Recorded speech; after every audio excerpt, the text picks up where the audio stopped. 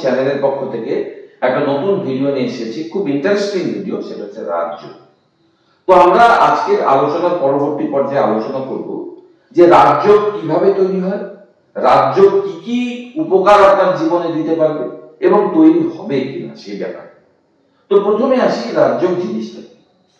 কোনোভাবে যদি আপনাদের চার্টে 1 নম্বর, 4 নম্বর, 7 নম্বর, 10 নম্বর অর্থাৎ কেন্দ্রস্থানের যে অধিপতি, এটাকে বলে বিষ্ণু স্থান, তার সাথে যদি লক্ষ্মী স্থান অর্থাৎ 1 নম্বর, 5 নম্বর এবং 9 নম্বর ঘরের অধিপতি যদি কোনো না কোনো ভাবে কানেকশন আপনার চার্টে থাকে, তাহলে আমরা বলবো যে আপনার চার্টে রাজ্য তৈরি হয়েছে।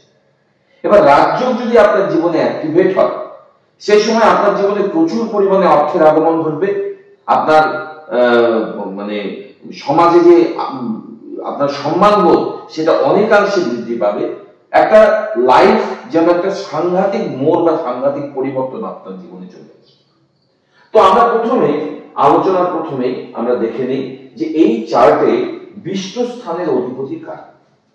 তো 1 নম্বর অর্থাৎ মার্স, আমরা সবাই জানি 1 নম্বরের অধিপতি মার্স।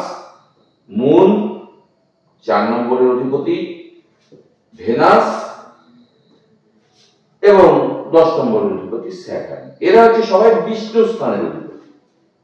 লক্ষ্মী স্থানের অধিপতি কারা? আবার এক, মানে মার্স একই সাথে বিষ্ণু এবং লক্ষ্মী স্থানের অধিপতি। তার সাথে 5 নম্বর ঘরের অধিপতি অর্থাৎ সান এবং 9 নম্বর ঘরের অধিপতি অর্থাৎ জুপিটার। এরা হচ্ছে লক্ষ্মী স্থান। তাহলে লক্ষ্মী স্থানের অধিপতি কারা হলো মার্স, সান, জুপিটার।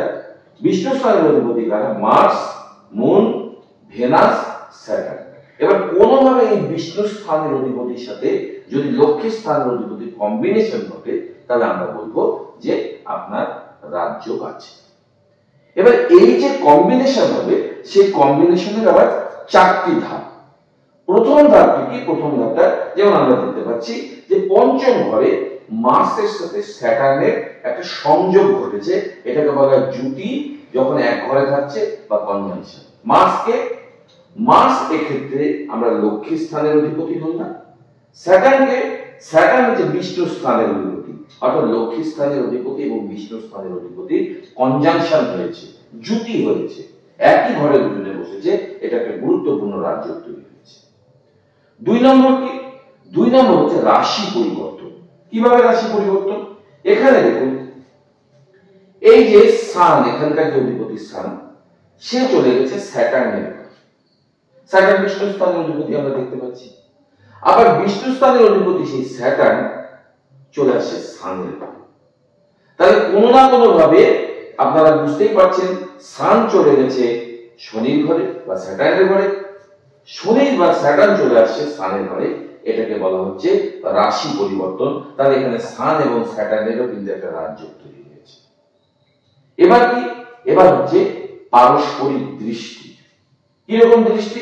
এখানে দেখতে পাচ্ছি এই যে লক্ষ্মী স্থানের অধিপতি জুপিটার বসে আছে 8ম ঘরে। আবার ভেনাস বসে আছে 2য় ঘরে। ভেনাস কিন্তু হচ্ছে আমাদের 7ম স্থানের অধিপতি অর্থাৎ বিষ্ণু স্থান। তাহলে বিষ্ণু স্থান এবং লক্ষ্মী স্থান আমরা জানি যে প্রত্যেক গ্রহ তার 7ম দৃষ্টি দেয়। তাহলে 1, 2, 3, 4, 5, 6, 7, 7-এ ভেনাসকে দেখছে। আবার ভেনাস 1, 2, 3, 4, 5, 6, 7 জুপিটারকে দেখছে। তাহলে পরস্পরকে দৃষ্টি দিয়ে রাখছে। এটাও আরেক ধরনের রাজ্য। তাহলে এইভাবে আমাদের রাজ্যগুলো তৈরি হতে পারে। আরেকটা উপায় আপনাদের এর আগে বলেছিলাম, সেই 4র্থ অধ্যায় হচ্ছে যে শুধুমাত্র একটি গ্রহই রাজ্য তৈরি করতে পারে। কিরকম? যেমন এখানে আমরা দেখতে পাচ্ছি, এটা হচ্ছে পঞ্চম ঘরের অধিপতি হচ্ছে সূর্য। দেখুন বিষ্ণু স্থানে গিয়ে বসেছে, অর্থাৎ নবমের সাথে আমার পঞ্চমের সাথে অর্থাৎ লক্ষ্মী স্থানের সাথে বিষ্ণু স্থানের কিন্তু কানেকশন ঘটে গেছে। কারণ সান লক্ষ্মী স্থানের অধিপতি, সে বিষ্ণু স্থানে গিয়ে বসেছে। তার মানে এইখানে সান একটা সিঙ্গল প্ল্যানেট যে রাজ্য তৈরি করতে পারে। আর অন্য পক্ষে বলতে পারি, পঞ্চম পর্যায়ে সেটা হচ্ছে বিষ্ণু স্থানের অধিপতি স্যাটার্ন, সে কিন্তু চলে আসছে লক্ষ্মী স্থানে। এই সমস্ত এই স্যাটার্ন সানের যদি কম্বিনেশনটা যেটা আগে ব্যাখ্যা করলাম সেরকম যদি না হতো, তাও আমরা বলতে পারতাম এখানে স্যাটার্ন কিন্তু রাজযোগ হয়েছে, কারণ বিষ্ণু স্থানের অধিপতি লক্ষ্মী স্থানে গিয়ে বসেছে।